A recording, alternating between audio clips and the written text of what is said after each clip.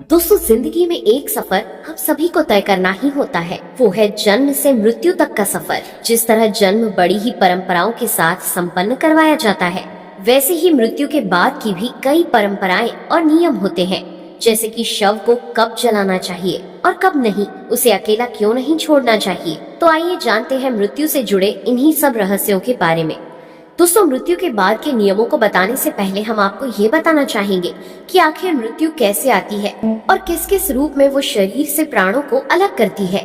गरुड़ पुराण में भगवान विष्णु इस सब का सुंदर वर्णन करते हुए कहते हैं कि जैसे ऋतुओं का क्रम निरंतर चलता रहता है, ठीक वैसे ही मनुष्य पहले शिशु, फिर वयस्क और फिर कुछ समय बाद बूढ़ा हो जाता है। मनुष्य इस संसार में उत्पन्न होता है और उन्हें ऋतुओं के जैसे एक समय बाद अपने शरीर का त्याग निश्चित ही करना पड़ता है। और जब वो अपनी औसत आयु को पूरा कर लेता है, तो आत्मा शरीर को छोड़ने के पहले विभिन्न प्रकार के संकेत देती है। ये संकेत अच्छे या बुरे दोनों प्रकार के हो सकते हैं।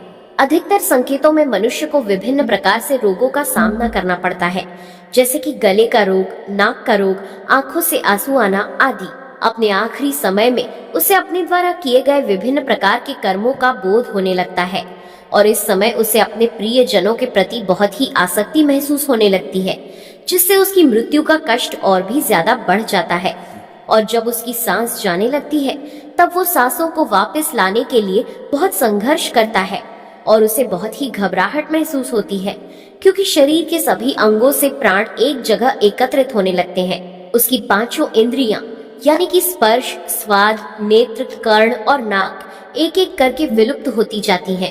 दोस्तों, कर्ण या श्रवण इंद्री सबसे बाद में लुप्त होती है और फिर अंत में यम के दो दूत उसके अचेतन शरीर से प्राण को बाहर खींच लेते हैं। इन्हीं प्राणों को आत्मा कहा जाता है।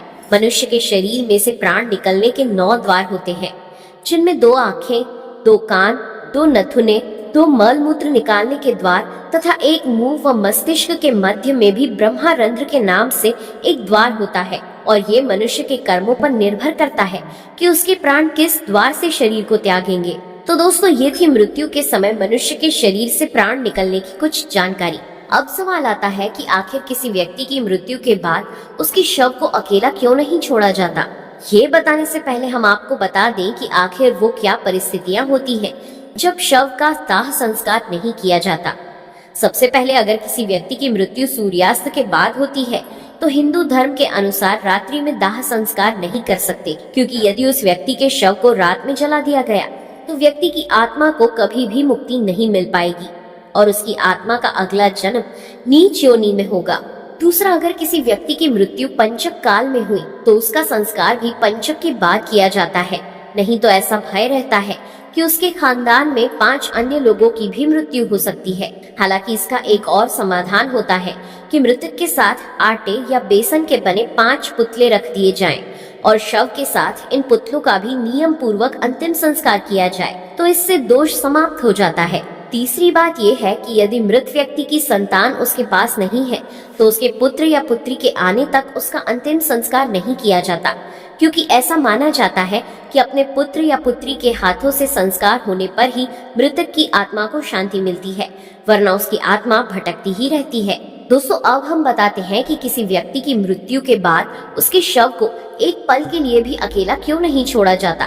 तो इसके पीछे कई कारण हैं और उनमें पहला कारण ये है कि यदि शव को अकेला छोड़ दिया जाए तो भटक रही बुरी आत्माएं उसके शरीर में प्रवेश कर सकती हैं और अगर ऐसा हो गया तो मृतक के साथ साथ पूरे परिवार को भयंकर संकट का सामना करना पड़ सकता है।